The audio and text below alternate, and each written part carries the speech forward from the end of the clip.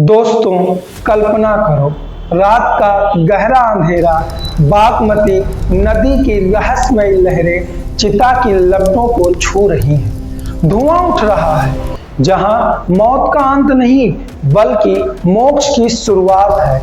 और ठीक बीच में वह दिव्य शिवलिंग जो 4 मुखों वाला है, जो चारों दिशाओं से देखता है, और ऊपर का 5वां मुख जो सदियों से गुप्त है, जिसे किसी ने नहीं देखा, सिर्फ अनुभव किया है। भगवान शिव जहां सुनहरे हिरण के रूप में विचरते हो, महाभारत काल के दौरान पांडवों ने जहां बैल की पूंछ पकड़कर अपने पापों का प्रायश्चित किया हो, जहां देवी सती का गुप्त अंग गिरा हो, जिसने उस जगह को शिव शक्ति का तांत्रिक केंद्र बना दिया हो, ये कोई काल्पनिक कहानी नहीं है।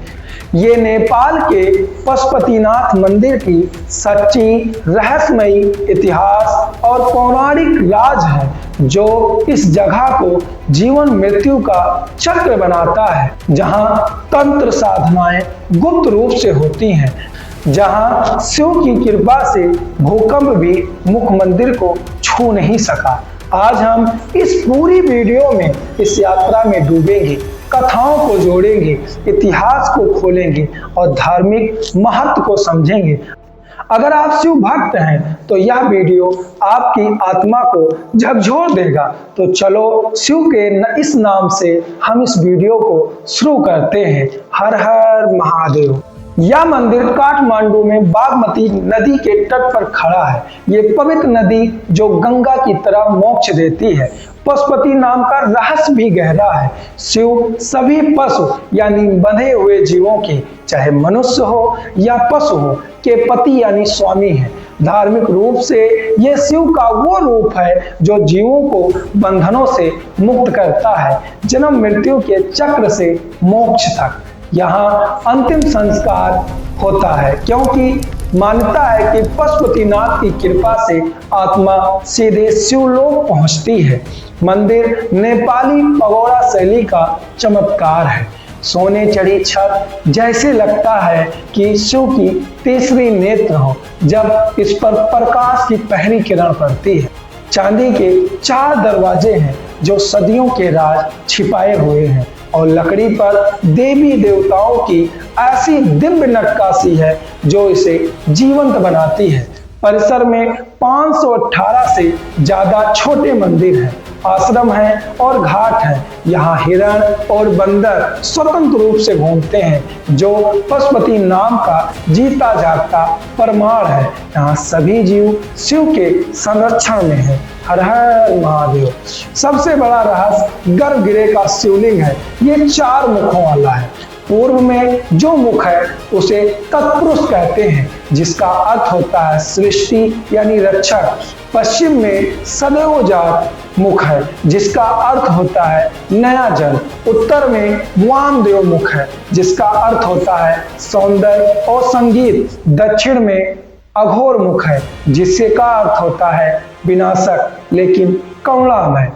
ऊपर के मुख को ईशान मुख कहते हैं, जिसका अर्थ होता है निराकार, जो केवल सच्चे भक्त महसूस कर सकते हैं। ये दुनिया का एकमात्र ऐसा शिवलिंग है जो शिव के 5 रूपों को एक साथ दर्शाता है, जिसका धार्मिक महत्व हमें ये बताता है कि शिव पूर्ण है, सृष्टि के पालनहार, संहारक और तिरोधान और अनुग्रह भी हैं। केवल 4 दक्षिण भारतीय भट्ट पुजारी इसे छू सकते हैं। ये परंपरा सदियों पुरानी है। केवल हिंदू ही अंदर जा सकते हैं, लेकिन बाहर से भी ऊर्जा इतनी प्रबल है कि मन शांत हो जाता है। ये तंत्र विद्या का केंद्र है, जहाँ शिव शक्ति की गुप्त साधनाएं होती हैं। अगर मंदिर के इतिहास और निर्माण और विनाश की बात करें तो यह चमत्कारिक पुनरुत्थान को प्रदर्शित करता है। मंदिर का इतिहास रहस्यमयी है। कुछ लोग कहते हैं कि यह वेदों से भी पुराना है। ऐतिहासिक प्रमाण 5वीं शताब्दी ईस्वी से मिलते हैं। लिच्छवी वंश के राजा प्रचंड देव या सुपुष्प देव ने मूल निर्माण या पुनर्निर्माण करवाया था। वो दौर था जब नेपाल में शिव भक्ति चरम पर थी, लेकिन सदियां बीती और विनाश आए। दीमक ने पुरानी लकड़ी की संरचना को खा लिया। मध्यकाल में मुस्लिम आक्रमणों के डर से कुछ हिस्से छिपाए गए। 17वीं शताब्दी में मल वंश के राजाओं ने इसे नए सिरे से बनाया। वर्तमान में पगोड़ा स्वरूप मुख्य रूप से 1680 और 1690 के आसपास का है। राजा भूपतिन्द्र मल और उनके उत्तराधिकारियों ने सोने चांदी की सजावट की। 18वीं शताब्दी में गोरखा राजा पृथ्वी नारायण शाह ने नेपाल एकीकरण के दौरान इनका संरक्षण किया था। 2015 का विनाशकारी भूकंप जिससे पूरा काठमांडू हिल गया था, हजारों मंदिर गिरे, लेकिन मुख्य पशुपतिनाथ मंदिर पर एक खरोंच तक नहीं आई। परिसर के छोटे हिस्से क्षतिग्रस्त हुए, लेकिन शिवलिंग सुरक्षित रहा। लोग इसे शिव का चमत्कार मानते हैं। 1979 में यूनेस्को विश्व धरोहर में इसे शामिल किया गया। ये इतिहास बताता है कि ये मंदिर सिर्फ ईंट पत्थर नहीं, बल्कि शिव की अमर शक्ति है। इस मंदिर से कई सारी रहस्यमयी और पौराणिक कथाएं भी जुड़ी हुई हैं। अब हम उन कहानियों और उन कथाओं को समझते हैं। अगर हम पहली लीला की बात करें तो वह शिव के हिरण रूप से संबंधित है। कहा जाता है कि जब कैलाश पर शिव पार्वती थक गए थे सृष्टि के बोझ से, तो वे गुप्त एकांत चाहते थे। नेपाल के घने जंगल में आए, जिसे पहले श्लेष मंतक कहा जाता था। शिव ने सुनहरे हिरण का रूप धारण किया और वो स्वतंत्र घूमते रहे, लेकिन सृष्टि में अराजकता फैली तो देवता उन्हें खोजते हुए इस स्थान पर आए। लेकिन शिव फिर से कैलाश नहीं जाना चाहते थे, लेकिन देवता भी उनको बिना लिए जाना नहीं चाहते थे। दोनों में संघर्ष हुआ और हिरण रूपी शिव भगवान का सींग टूटकर इसी स्थान पर गिरा था जहां पर स्वयंभू शिवलिंग प्रकट होता है। जो शिवलिंग प्रकट हुआ, कहा जाता है ये वही शिवलिंग है। फिर बाद में देवताओं ने पूजा अर्चना की, तब स्वयं शिव भगवान प्रकट होते हैं और कहते हैं कि मैं यहाँ पशुपतिनाथ के रूप में विराजूंगा। धार्मिक रहस्य बताता है कि शिव सभी रूपों में है, पशु से लेकर परमात्मा तक। कहा जाता है कि कलयुग में उसी स्थान पर एक ग्वाला रोज अपनी गाय कामधेनु को लेकर जाता था। कामधेनु इसी स्थान पर आकर अपना पूरे दूध को गिरा देती थी। जब ग्वाले को यहाँ पे कुछ रहस्यमयी लगा तो उसने खुदाई करवाई, तब यह पंचमुखी शिवलिंग उसे प्राप्त हुआ। तब लोगों ने वहां पर एक मंदिर बनवा दिया।